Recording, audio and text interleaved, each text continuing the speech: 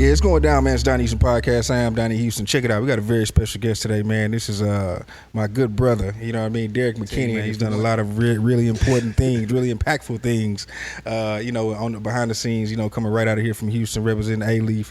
For one, hey, man, he's Zero's manager. He's done that. He's worked in the fashion industry. He's the CEO of L.O.U.D Music, which we'll get in and talk in detail about that. He has the L.O.U.D Music Festival coming up, which is a real dope opportunity for a lot of up-and-coming and established artists in the city. Definitely. So, hey, man, Derrick McKinney, what's going down, bro? Man, it's an honor and a pleasure to be here, man. Honor and pleasure to be here, bro. Thanks for having me. Man, I'm glad to have you, man. What's new? Y'all just got back from L.A., right? Just got back from L.A., man. A lot of great weather, nice cool breeze off the water. Got a lot of great work in, man. So get ready to head back probably in the next week or so. Yeah. LA was super dope for us. Okay. So is a bunch of label stuff y'all doing, or what y'all got going on? Well, I guess no better place to tell everybody now. So we have a new project coming out called the Art of Ratchet, and the Art of Ratchet is a group called is made up of our artist Tim Ned and the Dallas artist Fat Pimp. So it's like Kanye West and 2 Chainz did a project together. Yeah. So it's super hood, super ratchet, but the production is so polished and even the wordplay is so polished. But they talking cash shit all the way through. Yeah. So we went out to LA. We shot the first 3 videos out there, did the photo shoots, just to make sure that we bring in a different vibe to it, a different environment to it. We want the project to have a certain look. So we had to go out there and get it. We got with our guy Andre Ladon. Andre, he's from Dallas, but he lives in LA now. He's worked with from Beats by Dre, Nike, Dre and Michelle. Like, he's a filmmaker. Like, his eye is ridiculous. So he gave us some really dope looks. So we just want to give people a really great project, a complete body of work. Yeah. So for me, videos are boring now. Everybody's looking the same, dressing the same, talking the same ad lib, same hand gestures, same facial expressions. So we wanted to let's take a cinematic approach to it. Yeah. So we went to Hollywood for it. Nice. So when can we expect this Art of Ratchet project, man? We're actually looking in this fall. We're looking at September, worst case scenario, October. Yeah. There's a few more things we want to do, man. We're actually creating an Art of Ratchet museum. Nice. So we're doing a pop-up shop, Houston, Dallas, LA, Atlanta, New York, and Chicago, where it's just a ratchet museum.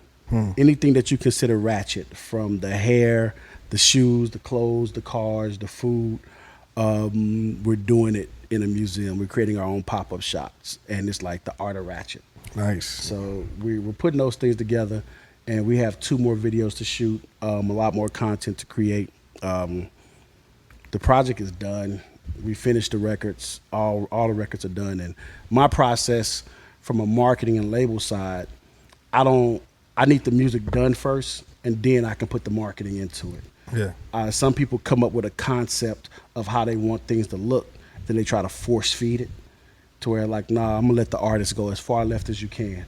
Create whatever you want to create, and then the challenge and the charge is on me to make sense of it and give it to people. Yeah.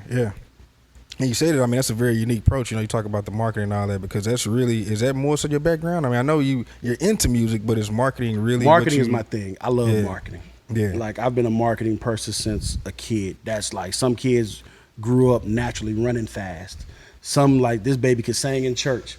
I was always in marketing and sales. Yeah. When I was in high school, I worked at Gap in West Oaks Mall. Okay. I was the #1 denim seller in the country. No shit. So it's just been that's just your thing. Yeah. I have a knack for understanding what people want and how to give them what they want in the right way, to where they feel like, you know what, I was sold without being sold. Yeah. They bought into what you're doing, and that's been my thing since forever. Yeah. You mentioned West Oaks Mall, man. Talk a little bit about, because it's Donnie Houston Podcast. We all got to connect the H-Town things. Man. You from Alief, man. Talk about Alief. Alief, man. So I was born in San Antonio. I moved to Houston when I was in 7th grade. Okay. Went to Alief Middle School, went to Muzik High School. Okay. Man, Alief is my So home. you over there, what year you came out? 98. So you with Rashard? Me and Rashard grew up together from middle school on through high school. No shit. Yeah. Rashard Lewis we talking about. Rashard Lewis. Me and his brother Kai played football. Kai was a year older, and he's the head coach over at I think Clements High School now. Yeah. He's been a football genius since then. His sister Chrissy, his twin sister. So we all, and his older brother Ricky, we all same area, same schools. Man, Alief is a special place for me. Alief was an area then to where our high school had like damn near 100+ nationalities. Yeah. So you were able to grow and adapt to everything and everybody and every culture. That has really, I feel like that has really helped me travel the world, travel the globe. So when I'm in different areas, it's not really a culture shock. Yeah. I'm introduced to new things, but it's not a culture shock because I'm so used to just growing up being around everybody. Yeah. So yeah, Alief is home, man. That's the spot, man. It's a lot of phenomenal talent that comes out of Alief. I think the challenge now is putting more business and the executive side of entertainment into Alief. So talent isn't just coming out raw and finding their way. Yeah. It's like, let's take some of the executive stuff and put it back in Alief. So we're working on some things with the high schools. Like Taylor High School has a really dope music program. They have DJs in the high school. So I'm working on something now to where we'll be able to start grooming executives in high school on over into, I was on the board and helped design the music business curriculum for ACC. So it's trying to get some of those kids to come from Alief Taylor High School over into ACC's music business program and then continue to grow in the music industry and be more behind the scenes than in front of the camera all the time. Yeah, yeah. So in high school, I mean, were you an athletics? Yeah, I played football, man. Yeah. I played football. I was gonna say, bro, 'cause if you sit up here and tell me you don't play football, I'm like, man, come on, bro. You know what I mean? I played basketball my first 2 years. I'm pretty decent. I'm better at basketball than football. But you had Rashard Lewis. We had a couple of the coaches' sons. You had a lot of people that I didn't get no taller. We talking 6'10", 6'6", Yeah, these boys 7 footers. Yeah. So then they was saying it was. I remember it was our sophomore year. Me and one of my best friends, Sean Johnson. We were the only 2 football players to make the tryouts because we had to try out after the season. Then the coach was like, either you're gonna go straight basketball or straight football. Both walked back across the street to the football. Yeah, that was football for me was so fun. I love the game, but I'm still best friends like with the guys I played with. I still have the same core group of friends that we were there with. No questions asked. Yeah. So football at L.O.U.D did more for me, even with our rival across the street, Hastings. We may have been rivals during the season, but outside of Alief, we were all Alief. I'm still best friends with a lot of those guys as well. So yeah. So were you playing to like with aspirations to do college and the league and all that, or this was kind of just a thing that wasn't even? Because you said you were working at the Gap, so you working at the same time while you're in school. Is that more so you already on that page of like this is more? I've so always wanted to be an entrepreneur. I was the worst back then, employee that wasn't like popular, you know. Man, I was a terrible employee. I used to at one point I worked at Gap and Foot Action. Okay. Foot Action, Sharpstown Mall. Ooh. 97, 98. It is going down. Yeah. Yeah. Yo, I would leave the mall, get out of work, and go to Oasis. I was the most popular dude in there. I wasn't old enough to get in. Yeah. But I would. So the crazy thing is, I used to go to the club and me and my homeboys, I would tell the bouncer at the door like, hey, I'm Derrick. I got a promotion company. These are some guys. There's some rappers from Atlanta. I'm taking in to meet the DJ. And my homeboys we went to school with. But that was the role. And we would sneak in every club free.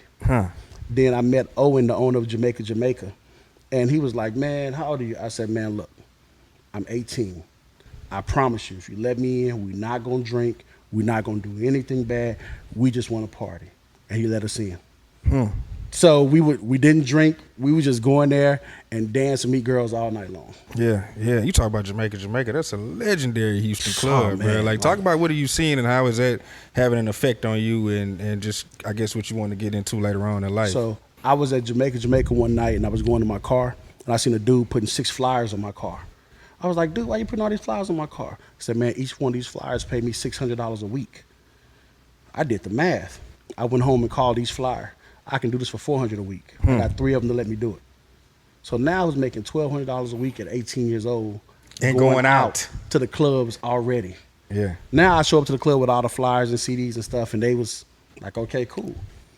And I was getting paid to do what I was already doing. We would leave Oasis on a Sunday night and go to the locker room, sleep in the parking lot when the locker room opened up at 6 a.m., go in there, take a shower, go to class. Like we were party animals growing up. So it has always been in me to be social. I was always in the clubs. I was always meeting for some reason, it was just natural for me to meet the owner, the manager, the promoter, the DJ, the bouncer.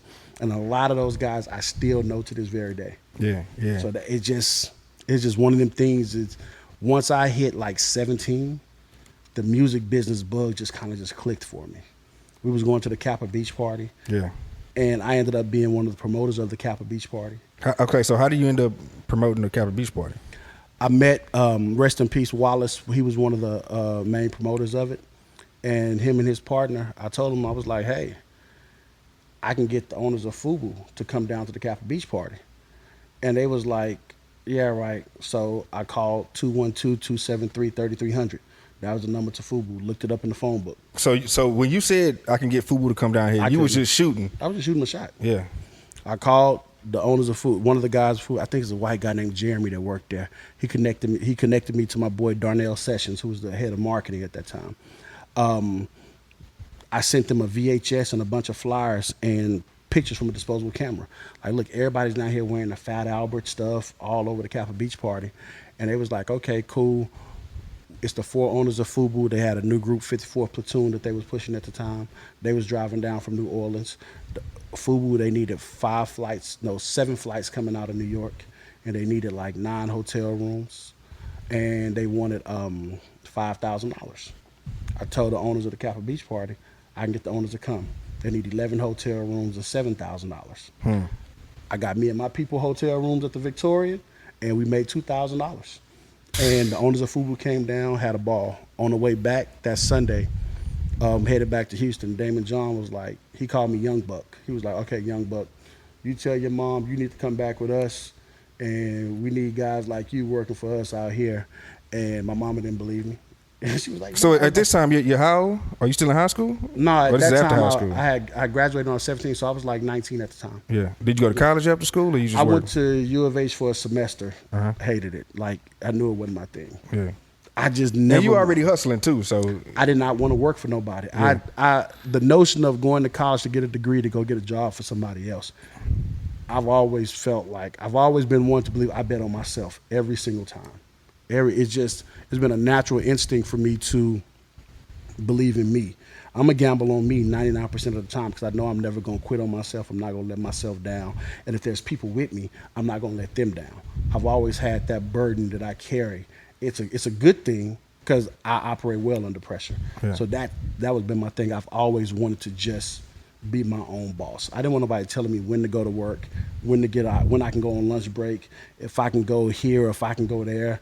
I never wanted to be a part of any system like that. So I knew in order to do that, I had to create my own.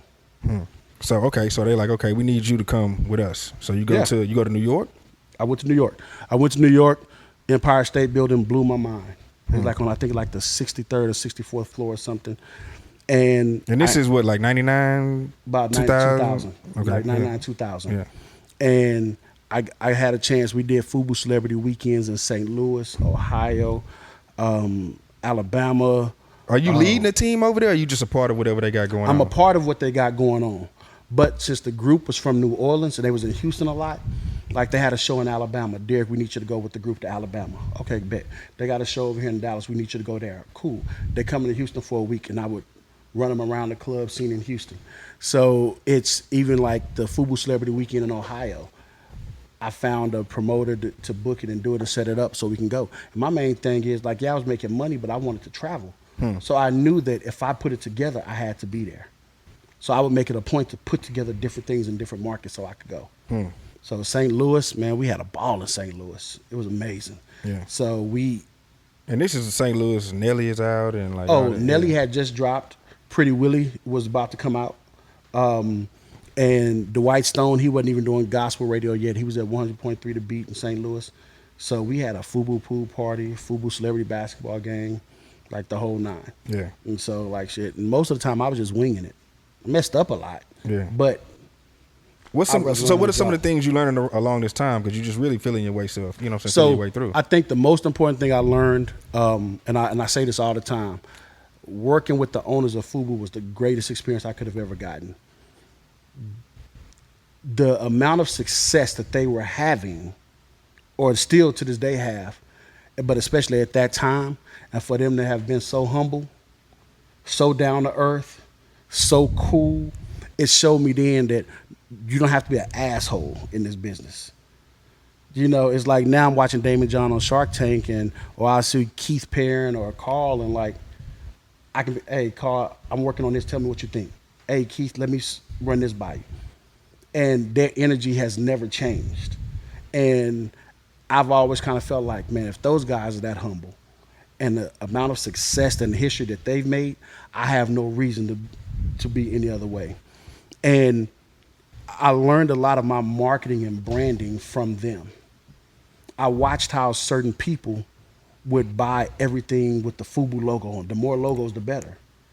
But then I watched how some people would have just a simple Fubu circa right there, and it would move just as well.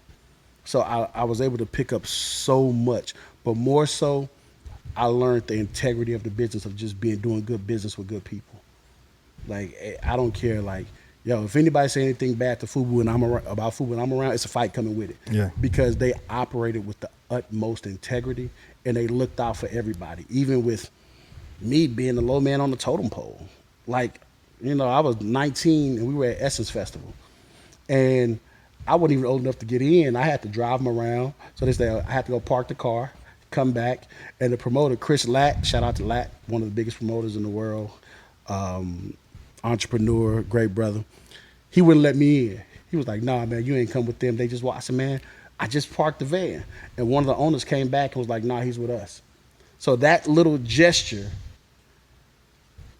that really tells me about who they are as people. So that's what I learned more than anything during that time. Yeah, yeah. So when do you get into okay, what happens after Fubu? What do you get into after Fubu? I started working with a company called Headgear Sportswear. Okay. Headgear, if you look at the Atlanta Black Crackers, New York Black Yankees, the Cleveland Clowns, I was the marketing director for that company for like 3 years. So this came from the Fubu opportunity or them knowing that? Well, I went out to the Magic show in Vegas, and I went to every booth collecting their portfolios and those things, and I love jerseys, and I love sportswear. And so when I got back to Houston, I called them and said, hey, I currently do this with Fubu, but I can do this for you guys out here because we love jerseys and stuff out here. So they sent me a box of jerseys, and it was Super Bowl time coming up in Houston. So I gave Slim Thug a throwback jersey, Mad Hatter a throwback jersey, ESG throwback jersey. I was giving them out all over Houston, taking pictures and sending them back. So they flew me to Virginia. We worked out a situation. They hired me. I became their marketing director. So when you see old episodes of Rap City and 106th and Park, when AJ is wearing the Grambling University jacket, because his dad was a professor at Grambling, I'm the one who gave him the jacket. When Diddy is wearing the Morehouse jacket on the first season of Making the Band, I gave him that jacket. I used to send boxes of jackets to J Records. So when Wyclef was wearing them in videos and Tyrese was wearing them, I was doing all the product placement on them. Like Nelly on the Ellen DeGeneres show wearing the St. Louis jacket. Lil Jon and Eastside Boys on MTV Cribs. They have all the Negro League jersey and throwback. That was my work. Yin Yang Twins on 106th and Park, and they laid the throwback jersey out on the couch and all of that stuff. That was my work. So, man, this is pretty impactful stuff, man. But I didn't know it. Yeah. I was just having a ball. Just doing the work, head down, doing the work. Yeah. And literally a lot of my social media posts say, we'll just keep focused, stay focused, keep our head down and work our ass off. I just believe in let me do my job at beyond a high level. And whatever's supposed to come from it will. And the harder I worked, the more opportunities came. So I learned that it wasn't luck. People, oh man, you lucky, right place at right time. No, I worked my ass off to be in that place. Right. You know, I didn't come from an affluent family. I didn't come from a family of entrepreneurs. You know, I came from my mom, single mother raising me. My dad lived in San Antonio when I lived in Houston, but my old man, I still talk to my old man every single day now. I was out in LA, he texted me, "You all right? You eat?" Like, "Dad, I'm 40 years old. It don't matter." Yeah. So I've always had positive influences from my parents, but when nobody getting on planes, when nobody, it was a music conference called Impact in Dallas in 2001. And I had about $32 in my pocket. I got a Greyhound bus ticket. My mom brought my Greyhound bus ticket. I didn't have no hotel room. I slept in the lobby for the whole 3 days of the conference. I would sleep in the lobby. I was the last one to go to sleep. I would nod off on the edge of the couch, wake up, go to the restroom, change clothes, wash up, brush my teeth or whatever, move around the whole day. But I met KP, Kawan Prather. KP, yeah. And eventually he became president of Motown. I met Shakir Stewart, R.I.P., who signed Jam. Ross and Jeezy at Def Jam. Yeah. I met Big John Platt, who's now running the largest music publishing company in the world. I met Kevin Black at the time, who was running promotions for Interscope. That's how I met Troy Marshall, and I did the D12 project. So when D12 Purple Pills, when Watt screwed and chopped it on the radio for the first time, and it was on all the screw tapes, I was the one doing that. No shit. Purple Ribbon All Stars, Kryptonite. Yeah. I'm the one who gave High Cedar Records to start working that record out here. And it's because I took $32 in a Greyhound bus ticket and camped out in the hotel lobby at the Adams Mark Hotel in Dallas and networked and met everybody that I needed to meet. You know, a lot of people make excuses, man. "Oh, I ain't had no money," or "Oh, no, I ain't had no room. I didn't." Those thoughts never crossed my mind. It was, all I knew was, all these people are going to be this close in my state. I need to meet them. And this is what I want to do. I got to be there. Yeah. I have to be there. Yeah. And it wasn't no second guess. In hindsight, if my mom would have known, you going up there, no hotel rooms, and this all you got, you keeping your ass at home. But I knew I had to be there. Yeah. So, okay, you do the conferences in 2001, the jersey and all that stuff. That was, you said Super Bowl, so we're talking about like 2004. Yeah. After all of that, at what point do you kind of really get more into the music? Because these things are connected to music, but you're not really working with music per se. I was when I left the company Headgear Sportswear, the owner came through the office one day. Now, mind you, I had an apartment in Virginia Beach and I had a gold American Express. Living. Yeah. The owner came in. He had the black cars had just came out. Only other person I seen with a black car was Diddy. Yeah. It's like, yeah, it's when you spend, I think it was like $3 or $4 million a year with American Express. And the key to American Express is what you spend, you pay. So I was like, okay, how much money are we really making in this company? Like, wait a minute. Yeah. And I realized my check didn't change. But the company is steady growing. Yeah. The next day, I packed my stuff and went home. No shit. And I was like, if I'm going to so you didn't even holler at him about trying to get more bread or nothing. You was just like, you know what, I see what it is, I'm out. Exactly. And see, that's important too. A lot of people don't really understand that. Like, sometimes you just got to recognize this is what it is. And and in business, in the entertainment business, people will keep you stagnant with compliments. They'll tell you how great you are and how good you are. And it's like, I think one of the most powerful scenes that tells the story of the music business is in Cadillac Records, when they're sitting down with, what's the brother's name? I forgot the brother's name, but he was one of the godfathers of rock and roll. And he was like, hey, I'm going to make you rich. He said, I'm going to make you super famous, and we're going to get rich. And so he said, let's trade seats. And he said, you can be famous. I want to be rich. Too many of us want to be famous and not realizing people are making money off your fame. Yeah. Tons and tons and tons of money. So while I was at Big Tigger Celebrity Weekend in D.C., and my homeboy Armin Hoyle hit me. Hey, Derrick, I think I see you in the back of the Source magazine. So I go across the street to the store and I look. Yeah, I'm in the Source magazine about the jerseys and product placement at an event. Somebody had written about you? Yeah. Okay. And I'm thinking like, oh, this is happening. But in hindsight, that company went from $8 million to like $20 million or something. My check didn't change. Yeah.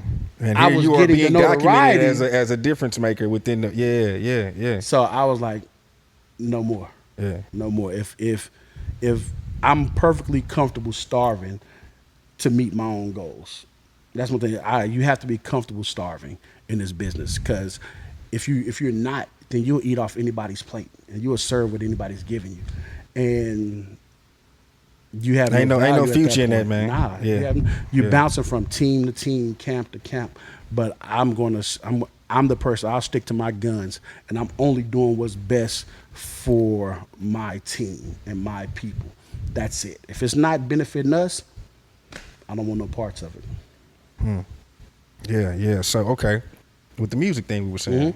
So when I started getting to the music, I was promoting some records. Like I said, I had dabbled with the stuff with Interscope. I had dabbled with some things. My guy Randall Dunn in Atlanta, he was working for Southern Music Distribution, and he said, "Man, I got this hot new artist, man. His name is Lil Chris. He a radio DJ in Atlanta. Song What's Your Fantasy?" Okay, bet. He gave it to me. I started promoting and marketing it out here. Yeah. Ludacris. Yeah. Boom. I was in Tallahassee, Florida, and my guy TJ's DJs had this kid on stage dancing and pop locking with his little top hat on, and I had just did a panel on distribution, talking about how to get your music in stores and all of those things. I came back to Houston with this song, like, bro, it's a song called I'm Sprung. This about to be the hottest record. No said, man, I ain't finna play this whole ass nigga talk about he sprung. Man, I ain't playing that. I heard that from a lot of DJs. Hassy and GT are the two was like, man, get that shit here. Boom. Next thing you know, T-Pain booked headline and Prairie View's Baby Dome for their homecoming that year. T-Pain take off. No shit. So I use a lot of the clothing stuff to build relationships in music. And then once I left that part alone and just went full music, I had relationships that were genuine relationships. So I was able to work and do things. So like I said, I did the Chopper Style record. Hassy was the first DJ to play Chopper Style in Texas. I don't care what nobody can tell you different. He was at Maxie's over off of Augusta, and I gave him the Chopper Style record. And he would play it at about 1:45, 2 o'clock in the morning to get people used to it. Yeah. Boom. As they walking out, lights on, he'd drop it. Then eventually it took off. It was gone. So I did the Chopper Style record even when he signed with Master P and Roy Jones Jr. and stuff. And so it was... And Smoke I Drank and... I Smoke I Drank. That was all under the Body Head label with Roy. Yeah. With Mr. Magic, R.I.P. Magic, one of the coolest people you ever meet, man. Yeah. Sidebar, what do you think about Roy making his return, man, to fight Mike, man? I think it's terrible. I've seen the highlights and clips of Mike working out at training. Mike is ready to kill whoever gets in the ring with him, man. And the difference is, I think, physically we see what Mike can do. Yeah. Physically, it's mentally though. Where his Mike head is dog. in a much clearer, focused headspace. Oh man, that's scary. Yeah. Could you imagine him having this mentality in his prime? Oh, it would have been worse. They would have got it worse. Bro, like, I don't think Jones need to get in that ring. Yeah. I know they say it's an exhibition thing and no knockouts, but nah, I don't care. Like, no, it's not a good look, man. Yeah. Tyson has just, his evolution and his growth has been one of the greatest stories to watch. Because you would have easily assumed he was going to be crashed and burned and out. Yeah, and you listen to him, and it's just like his perspective on life, and like you say, the clarity and just. Oh man, Mike Tyson is one of the most interesting people to me. You know what I mean? And it's just been cool, like you say, just to watch the growth, dog. Like who's made the money he's made, lost the money he's made, now making even more money in a totally different industry, and still associated as being one of the greatest to ever do it over here. Now he's just this iconic person. Like, I love history. I'm a history buff. Yeah. Anything dealing with the Civil War, even the Holocaust, anything dealing with ancient Roman history, I'm a history fanatic. I love to see people make history.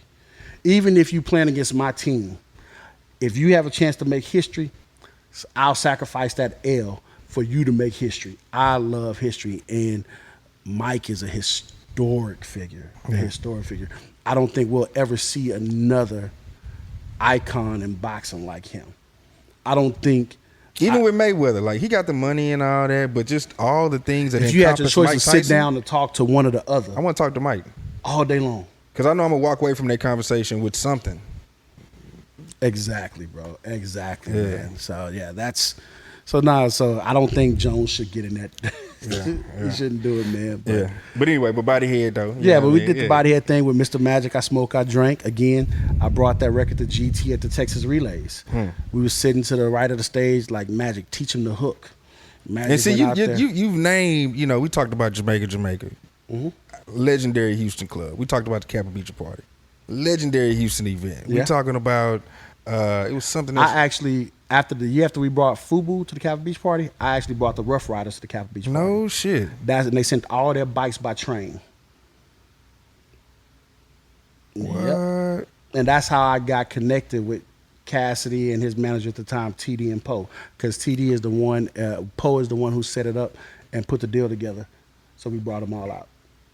Oh man. Okay. Yeah, it was Rough Riders, and they brought Eve, DMX, the Locks, the whole. That's what I'm saying. This is Rough Riders when it was Rough Riders. Rough Riders. Yeah. Yeah. And that year we had 112, Rough Riders, Ludacris, and a few more people all at the Kappa Beach Party that year. And this was all because you orchestrated it, or? I orchestrated the Rough Riders. Okay. And they orchestrated the Ludacris stuff, and because they went, by that time he was on Def Jam, and they paid out the ass for him to be there. But he was one of the hottest things on the planet at the time, so it made sense. Yeah. So it was cool, man. Sometimes like I forget about some of the things I've been a part of. Yeah. I don't live in the trophy room like LeBron say. Like whatever event I'm doing at that moment, I'm using that for my next one. Yeah. I'll be the same way with stuff. Like my friends will ask me about such stuff, and it's like, bro, once I do it, I'm on to the next thing. I try not to get too caught up in that because time is steady moving, and you steady worshiping whatever you just accomplished. Become Al Bundy. Yeah. You still talk about the same high school, 4 touchdowns, and, like, nah, man, I want to be known for my next move. How am I being an innovator? How am I pushing the culture forward? How am I pushing my family forward? How am I pushing my kids forward? That's why I don't want to sit back and bore them with shit that happened 10 years ago. You know what I mean? It's cool. I just recently started looking up the projects I've been a part of to go back and order the old plaques that I never ordered. I never wanted them. Yeah, no shit. At that time, I felt like I wasn't a big enough piece to the puzzle to deserve one. But as time went on, I'm talking to other friends, and they're like, "Hey, Derrick, remember you?" I was like, "Oh yeah, oh okay." Yeah. Damn it, I want my plaque. Yeah. So the only plaque I ever wanted was the R.Kelly Black Panties plaque. So let's talk about that, because how do you even get tied in with the R? Which the Black Panties, that was the last R. Kelly album that I remember like really kind of jamming. Yeah. That was his last gold album. And I did the marketing, branding, PR, tour marketing, and record servicing on that project. No shit. At that time, he was pretty much in scandal mode. Yeah. And RCA and his management wouldn't nobody touch it. They wouldn't like, hey, y'all do what y'all need to do. So, but I knew it was an opportunity for me to like, you know what? If I can make anything happen with this, I know I'm good. And the reason why that project meant so much to me, because I took my artist Tim Ned's marketing plan and I deleted his name and put in R. Kelly's name. I ran the exact same plan. I didn't customize it to fit R. Kelly because I believe in creating my system, like Belichick or Popovich. I have a system, and I'm going to draft the pieces that work in my system. So I used my system for that album, and it worked. Granted, it helps that he's R. Kelly, but it lets me know that my plan from an independent perspective works on a major label level. So that's why when that record went gold, I wanted that plaque, because to me, that is more about my plan and my strategy than the actual artist and album. Yeah. So, but he was doing a concert here. My big brother Gator, he owned Cornbread's 2K. Okay. That was overall for Richmond at the time. And R. Kelly had a concert, and he had him for the after party. And his manager at the time, his road manager, Blackie, who became one of my best friends, like a big bro to me now, he saw the marketing for the after party. He was like, how did the marketing outshine the concert? And so he hit me up and was like, bro, come by the hotel, let's talk. So we chopped it up at the hotel. He was like, man, we got this new project coming out, and Rob needs help with this, and this. I was like, bet I can do it. I put a plan together. I flew out to Atlanta. We were at Divine Stevens' crib. And I think this was my first starstruck moment ever when I got to Divine Stevens' crib. And me loving music, I knew who Divine was. And I was like, oh, shit. That's where Akon recorded his album. This the dude that had Lady Gaga working on her first album. And so I walked into the studio, and it's literally me, R.Kelly, and his assistant. That was my moment, like, you know what? It's for real. I'm sitting here with the guy. I, So how was R when you meet him? Is he open to, you know, what you got going on? Or? Man, he was so fucking cool, it makes no sense. Yeah. Like, I laid out the game plan, told him what I wanted to do. I had listened to the Black Panties album before it released, and I told him my favorite song on the record was Make a Leg Shake. And he was like, why? I said, because you are the production. If you notice in that song, his vocal arrangement is all throughout. The track only really builds up during the hook. And I was like, so I say, I think that's the one song where vocally you're doing like 7, 8 different things throughout. It's not 3 background singers doing these harmonies and then this person doing the lows and then this person doing the lead.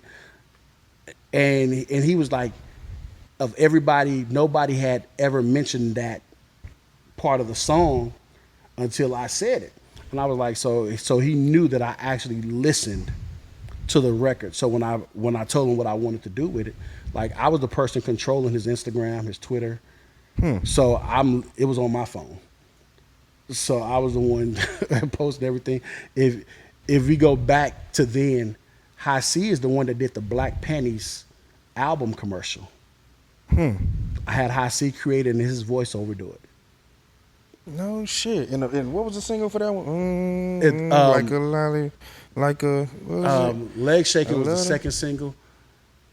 Like a me my look god, like Oreo or some shit like that. Yeah, Oreo. No, that was Cookie Monster. Cookie Monster. Yeah. The Black Panties album.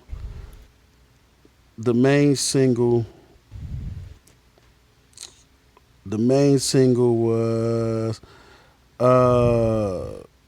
was Cookie Genius all the way.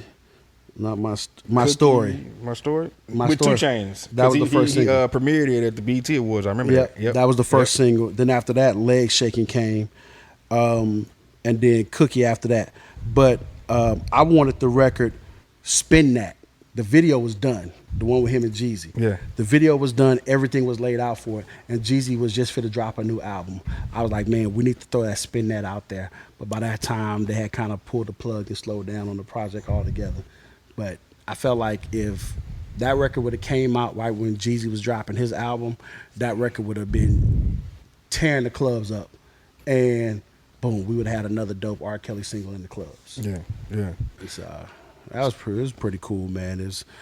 I was out to dinner one time, and my phone was sitting on the table, and I got a text message, and it said R. Kelly, and the waitress looked, she was like, she was like, I don't mean to be nosy, but is that, I was like, yeah. And she was like, you're lying. I was like, okay. But she was like so shook. Yeah. And so, but that was another one. I was like, damn, I should got a text from R. Kelly. Like, that was another moment. But I mean, you know, it was a cool situation, a cool run, man. Interesting. Yeah. Got to see a lot of things. Well, let me rephrase that. I got to see a lot of things on the music side. Yeah. You know, fortunately for me, all of the negativity and things, the negativity, the allegations and the things like that. Never saw it. Never saw it. Was nowhere around it. Can't attest to it. Can't speak on it or nothing, man. All I saw a dude that in his studio, he pulled up the monitor and he showed me the number. It was like 68,000 songs recorded, mixed, and mastered. Damn. Not like bits and pieces, done. So I was like, oh, shit. So I really got the opportunity. I feel like musical geniuses we had, Prince, Michael, Whitney. You know, there's certain people that you know, and I feel like for our generation, regardless of what's going on with it now, it is what it is. It's R. Kelly. It is what it is. So for me to be able to have a gold plaque from being an intricate piece to his last successful project, I mean, that's a huge accomplishment for me personally, man. Like, if there's anything that I can say, hey, I want to hang my hat on, that's one of the things there. Yeah. So talk about because I mean this is all things you're doing for everybody else, but talk about when you actually go into creating loud music and the whole vision and everything Me behind and that. Tim Ned were sitting in Willie D's studio, June 6, 2012. I remember the date because I had just lost a $40,000 marketing deal to another guy who told the label in Dallas, "Hey, I can do this. I can do the same thing for you for like 6,000. Derrick really ain't the dude who can do those things for you." So I told the guys like, "All right, man, cool."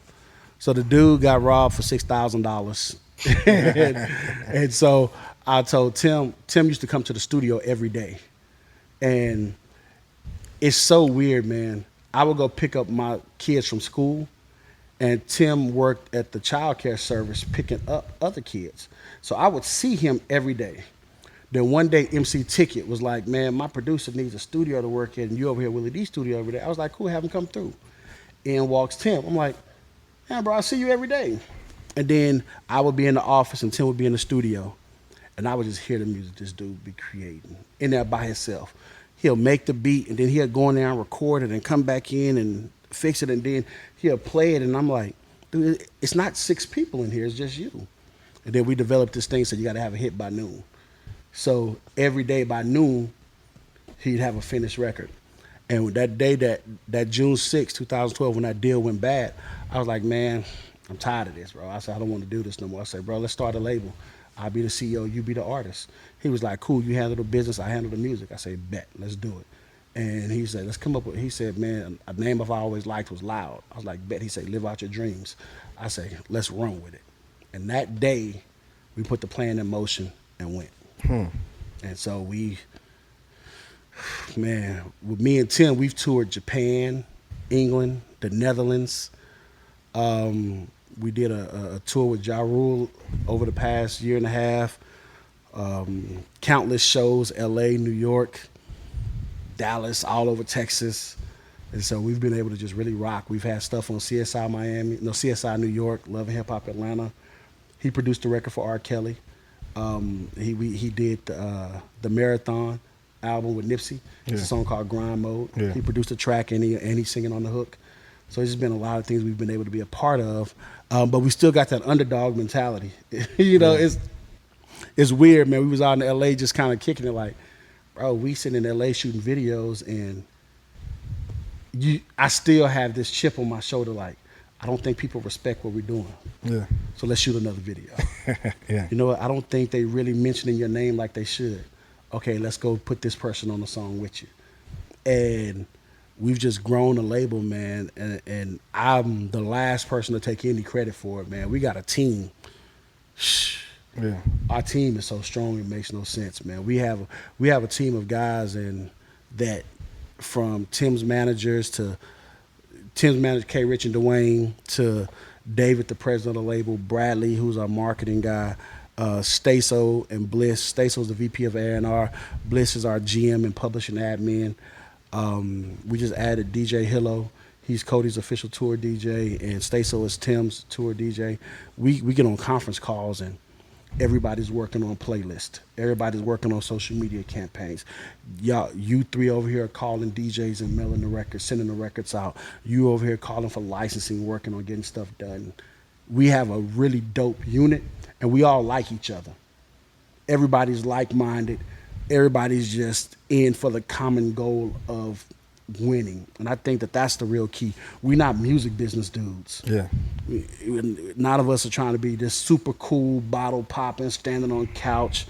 I'm like, nah, man, we're going to share a meme in the group text, or we're going to talk shit about the game, or I'm a barbecue. Everybody come by the crib, let's eat. We really move as a family unit, so it makes the business that much easier. Yeah. So I give all the credit to what we've done over the past few years, but for me being able to have really, really solid, competent people that I can trust and that I can work with on our team, man. That's important, man. Yeah, man. That's very important. It's a bold-faced lie if anybody tell you it's just them. Yeah. Like, so I'd be lying if I said, yo, I'm doing this, I'm doing that. I'm able to do what I do because David, Bradley, Staso, Hillo, Bliss, even our graphics guys between Francisco and Necessary, K. Rich, Dwayne, everybody's able to doing what they do. That's what free up my hands to do what I do. Yeah. So who's all on Loud Music? You got Tim Ned. You got is Fat Pimp part of Loud Music, or y'all just did that project? So we did the project together, but man, Pimp is like family. Yeah. So contractually, no. Yeah. But He's crew.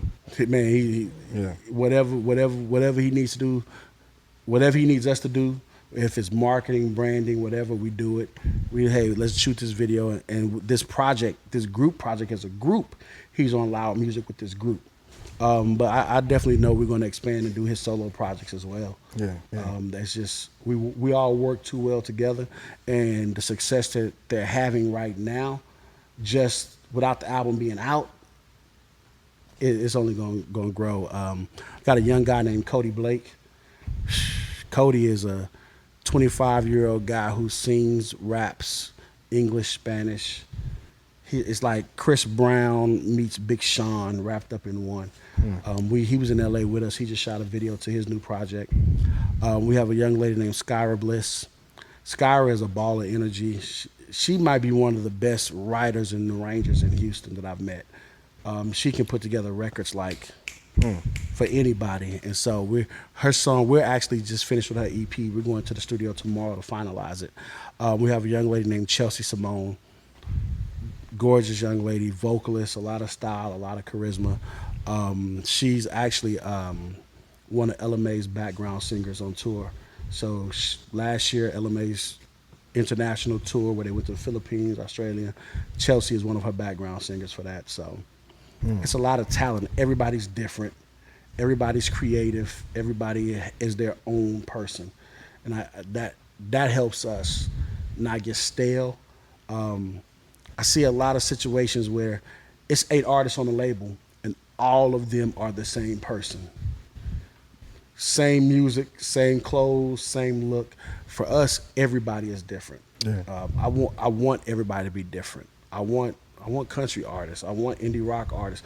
I want to find the next Green Day. You know what I'm saying? Like my goal and my vision is to be the next Interscope. I want to have cultural changes. I want to have icons. I don't want to just be a cool urban label out of Houston. Like, nah, man. My goal and my vision is I'm not comfortable until they talk about Derrick McKinney and Loud Music the way they talk about Jimmy Iovine and Interscope, Berry Gordy and Motown, Monty and Avery Lippman and Universal, or Todd Moskowitz, or like, I have to be in that realm. And at that point, that's not even a level of comfort. Okay, that's phase one. Now I got to surpass. Yeah. So that's why we work with the artists we work with. That's why our videos look the way they look. That's why our logos and merchandise. That's why we do things the way we do, because I don't care about being known in this quote unquote club or strip club. They never play my record. I don't care. Spotify got 100 million subscribers. What club or what DJ has 100 million subscribers? Right. I'd rather do the things that can trigger the algorithms in Spotify than the shit that makes somebody scream my name in a club. Yeah. So our focus is just a little different musically. Yeah. And that determines the type of artists we work with and sign. Yeah. You talk about you're talking about algorithms and all that, man. Y'all just had a real successful run with this last Zero album, man. Like, talk about that, man. Breaking records, man. So it debuted #1 on the iTunes hip hop charts. And big deal, especially for a Houston artist. Man, and again, I told Ro on the phone, he'll tell you, I said, bro, understand that this #1 on iTunes hip hop charts, it came from 2 places. Zero's music and his fan base, and me sitting there. I have 2 MacBooks. I saw. I don't know if I was at his house or maybe you on FaceTime or something, but you had the whole setup with the computer going, bro. 2 MacBooks, an iPad, a Windows computer, and my phone. And I was like, look, on days of release, I'm going in. Like, right now, Zero's music, his catalog, is on 178,000 playlists on Spotify. Damn. So last week, the Quarantine project that just came out in March, I just got a single off of there. The single Shife added to 50 new playlists. And I just got one of the songs from Muhammad Ali. Which one? Going Up. Yeah, Going Up. I just got that added to 50 playlists as well. So Okay, how do you go about doing this? Because somebody may be listening, wondering how do you get songs on official playlists and all this. So what you do is you literally have to do your research and find the curators. Go to the playlist, look them up, find the person who controls it, find them on Instagram, send them a DM, send them an email, send them your music. Buy the database that gives you access to playlist curators, spend the money to do it, and it'll give you 2,000-3,000 curators, and then you got to sit down, and this is where the team comes in. You can't send out a mass email blast. Hey, Jim, hope you're doing well in San Francisco. The weather's nice. Check out this new thing. Hey, Jake, hope you're doing well in LA, yada, yada. So we go through each one. So there'll be days where we're sitting there emailing each individual playlist. Like this week could be all Spotify. Next week could be all Apple Music. Next week could be Tidal. Next week could be Pandora. We're literally sitting there making the phone calls and sending the emails to all these different people to get this thing going. So it's no. Everybody. It's real. It's real work. It's real work. Yeah. Even with the way we service the records to DJs now. I tell everybody, like, look, here's this list. You take this list. We may use some of the record pool blasts and things like that. But right now, it's like, okay, ain't nobody really in the club, so to speak, like that. So let's go to each one individually. Take the time and call. And that's the thing. We try to make it as personal as possible. If I can be personal with 100 DJs, then that email blast to those 4,000 and only 20 of them opened it didn't mean shit. I'd rather take that 100 DJs and be like, look, bro, here's your drop. Here's the song. The drop is already attached to the song for you. We did this IG flyer already made that has your name. Shout out to DJ such and such for dropping a hot new single, and we sending that to you. So we send you all of that in your email to where you feel like, you know what? They took some time. Made it as easy and as comfortable as yeah. I don't want you to do no heavy lifting. Yeah. At all. And so it's a lot of work. And I think that a lot of artists don't understand that just because you made the song or you want to record a song, that don't mean shit. Yeah. Like the recording process is the easiest of everything. I tell people all the time. That's not the grind, bro. Like you just went to the studio. That's not the grind. And the thing is that I try to make artists understand is after you've recorded this song or this project, you detach from it. Understand that I'm left with the finances and the bills and the marketing and branding for the next 8 to 12 months on this project. So I have to live with something I might not like. So you have to listen to what I say. You have to follow our lead and our direction as a team because we are the ones that got to live with it. And convince people to buy it, convince people to stream it, convince people to come to your shows. Because most artists are terrible at doing that for themselves. Yeah, yeah. So how did the Zero relationship even come together? So before 3 different people had brought me to Zero. Hey man, this is the marketing guy. This is the guy that can do your digital. This is the guy who can do this. This is the guy who can do that. All 3 people brought me to the table to do the same thing. Then one day, Zero shot me a DM like, what up, bro? Hit me up. Like, I ain't got your number. So, because at every meeting. You just there as the guy to, yeah. So we sat down and went to the Palms and chopped it up. He told me what he was looking for. I told him what I could do. And I was like, I don't do management, but I know what to do. And when you get the opportunity to work with a legend and an icon in your city and you don't pass it up or you don't do that. You figure it out along the way. A lot of do's and don'ts with Ro. It's just Zero was Zero before I ever met him. He has a fan base that's like no other. And I told him I compare his fan base to an R.Kelly fan base because they have fans that are just his fans. A lot of Zero fans aren't everybody else's fans. Yeah. No, they love him. Yeah. They got fans to where like, why are you playing that? I only listen to this. Yeah.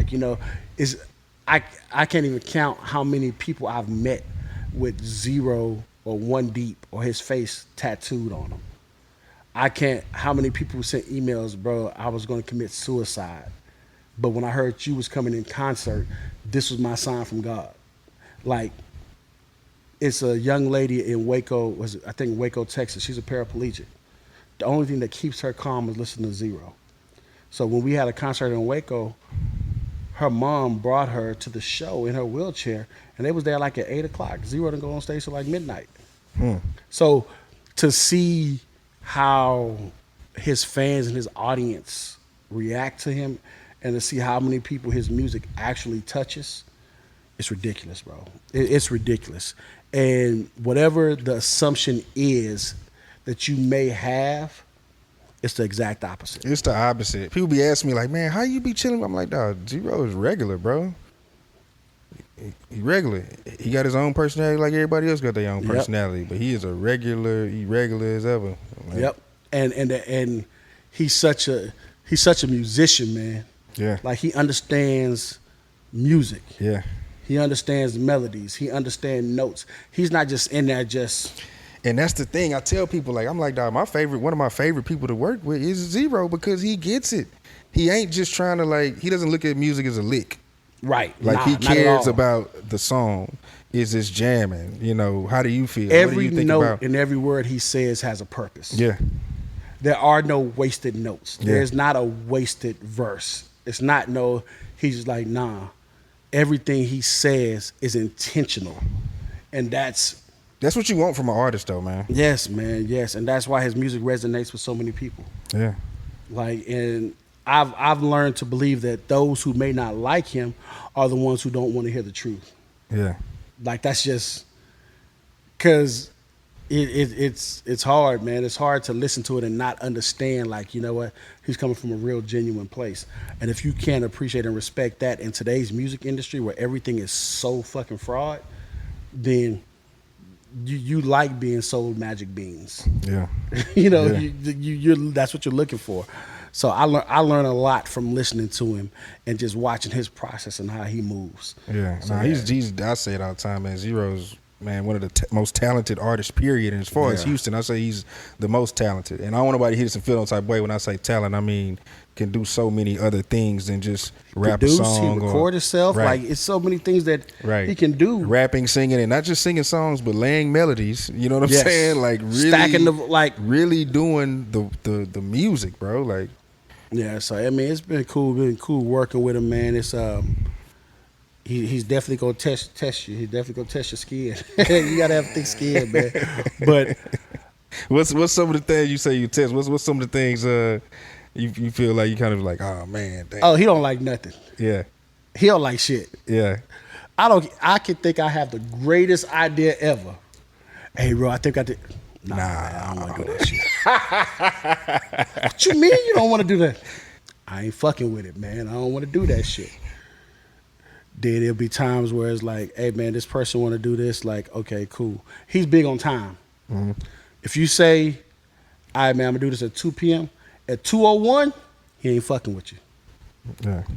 At 2 p.m., safe bet you better be 157, 158. So it'd be little things like that, man, that at the end of the day, it's all about being on your P's and Q's and respecting somebody else's time and space and who they are in their business. He's really about respect his business and he'll respect yours. Yeah. But if he smells the hint of disrespect, it's fuck you on a Tuesday with his neighbor's dick and the sick dog to go with it.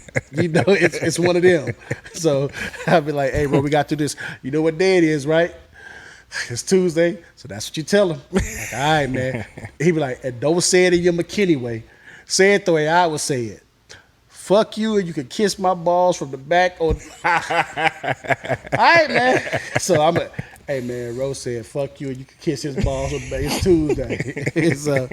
But nah, man, it's cool, man. It's cool, and it's just, again, now this is my personal thing. For me being the person that I want to aspire to in the music business, I feel like it's only right for me to work with the legend in my city. Yeah. I feel like that shouldn't be a question. Yeah. Like, you know, you don't go to Atlanta and question who QC is. You don't go to New York and Jay is working with or whoever. Like, you don't question. So in Houston, although I may not be the name in the forefront of something, but I get enough calls and I get enough people to know, like, okay, if you want to do this from a marketing, you need to holler at this guy. Digital, like text codes, ringtones, and all those things. Like, I've been on back. I was telling cats CDs about to go out, man. Jump on the MP3s. You know, hey man, you got to set up your playlist. If you're a DJ, set up a playlist, because now you can spread your music to way more people and spread your mixes to way more people. And like, no, I ain't finna fuck with all that Spotify deal. I ain't finna do all that digital shit. Now, that's the thing. Yeah. Quarantine hit, you was forced to do it. So it's. I pride myself on I got to be 10 steps ahead. Yeah. Like I got to be. Yeah. We're already working on January 2021 up through March 2021. Yeah. Like I'm already working on it. We're working on our European. We're supposed to do a European tour this summer with Tim. We're already working on it for next summer. Right. Like, so it's, I always got to be ahead, because I don't never want any artist that I'm managing or that's signed to my label to be left behind or caught in a situation where my answer is I don't know. I think that's the worst thing ever. Yeah. So I always try to make sure that morally and musically and business wise, we're always a few steps ahead of everybody else. Yeah, yeah. Real quick, before we get out of here, man, you got the L.O.U.D Music Fest coming up, man. You want to talk September about 4th and 5th, L.O.U.D Fest. We have L.O.U.D 100 independent artists from around the country. We have 20 of the top DJs from our area. We have 32 confirmed media outlets that will be there on site. We had Reverb Nation, Sonic Bids, Afton, TuneCore, Disc Makers, Merchly. They're all sponsors in the event. The biggest thing, though, is the company Heart Support. Heart Support is our title sponsor. They're a nonprofit organization that uses music and festivals to spread awareness on mental health, suicide awareness, suicide prevention, drug and alcohol abuse, depression. So we'll have counselors on site to help people if they're like, hey, I've been feeling suicidal, or my friend has been suicidal, or my friend has a drinking problem, or I have a drinking problem. There'll be people that you can talk to discreetly on site. There'll be text codes around where you could text the text code on site. And that person will say, well, hey, I'm over here in this spot. Let's sit down and talk, and we'll just sit down and talk about it. So it just looked like two people having a conversation, but it's really a licensed counselor and a therapist helping that person out during that time. That's important, man, especially right now in these times, man. Everybody been cooped up in the crib, you know what I mean, on top of whatever personal stuff that you live with. You there know are what I mean? more people hurting, man, that's self-medicating through drugs and alcohol, and people are dealing with depression, and people have lost jobs, houses, cars, relationships have gone bad, and a lot of things has happened. On top of that, you're dealing with a pandemic and a virus that's killing hundreds of thousands of people around the world. And trying to navigate and maneuver through that can be really difficult in times like these. So we try to make sure everything that we do, every event, every concert, every festival we do, we tie it into some organization that gives back. I don't know if the numbers changed, but over the past few years, the ages 13 to 24, suicide is the second leading cause of death. Damn. So that's the exact same targeted demographic we use for all music, fashion, film, and entertainment. So as much as we ask people to buy our music and merchandise and come to our shows, I feel we're obligated to give back just as much through our events. So that's why we always keep our ticket prices low. For L.O.U.D Fest, the ticket price is $25 for the whole weekend. Zero is headlining. We got Young Martez, we got Fat Pimp, we got Tim Ned. We got all type of rock bands and country artists. It's multi-genre. So it's not just a hip-hop thing. If you just like music, this is what you want to come check out. We got EDM DJs. It's going to be a super, super dope event, man. So it's our 4th year. Yeah. So social distancing. Everybody that buys a ticket gets a mask. We got extra hand washing stations and hand sanitizing stations that's going to be out there. And it's an outdoor event.